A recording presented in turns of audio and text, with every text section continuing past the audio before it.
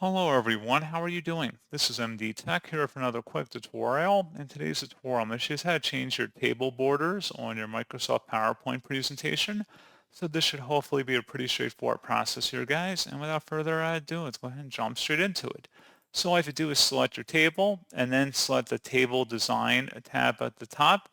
And then there should be something that says Borders here. Click the drop down and you can select where you want the borders to appear on the table itself. You may have to highlight the whole table, so tap Control A on your keyboard. And then you can select where you want the borders to apply. And that's pretty much it.